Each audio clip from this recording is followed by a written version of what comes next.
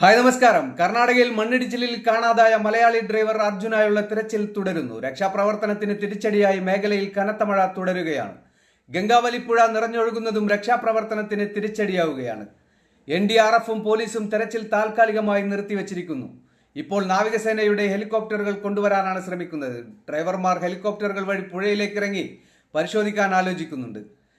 കാർവാർ നാവികസേന ബേസ് കളക്ടറുടെ അഭ്യർത്ഥന പ്രകാരം ഗോവ നേവൽ ബേസ് അനുമതി നേടി. ഹെലികോപ്റ്ററുകളെ അടക്കം നിയോഗിക്കാൻ ഗോവ നാവികസേന ആസ്ഥാനത്ത് നിന്ന് അനുമതി കാക്കുകയാണ്. അതേസമയം രക്ഷാപ്രവർത്തനത്തിന് കാസർഗോഡ് എൻഫോഴ്സ്മെന്റ് RTOയുടെ നേതൃത്വത്തിൽ 3-അംഗ സംഘം ഉടൻ സംഭവ സ്ഥലത്തേക്ക് തിരിക്കും.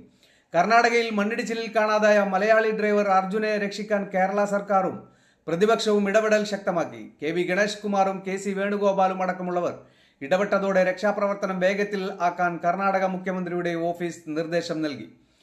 GPS ലൊക്കേഷൻ മണ്ണിടിച്ചിലുണ്ടായ സ്ഥലത്ത് തന്നെ ആണെന്ന് ഉത്തര കന്നഡ ജില്ലാ കളക്ടർ ലക്ഷ്മി പ്രിയ കനത്ത മഴയായതിനാൽ രക്ഷാപ്രവർത്തനം ദുഷ്കരമെന്ന് ജില്ലാ കളക്ടർ പറഞ്ഞു. വെള്ളത്തിനടിയിൽ ലോറി ഉണ്ടോ എന്നറിയാൻ നാവികസേനയുടെ സഹായം തേടിയിട്ടുണ്ട്.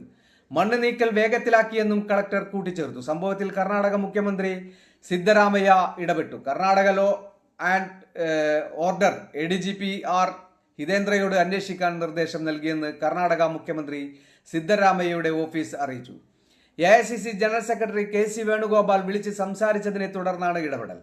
ഏറ്റവും ഒടുവിൽ റിംഗ് ചെയ്ത നമ്പർ കർണാടക സൈബർ സെല്ലിന് കൈമാറി. വിവരങ്ങൾ എത്രയും പെട്ടെന്ന് നൽകാമെന്ന് പോലീസ് മുഖ്യമന്ത്രിയെ അറിയിച്ചു.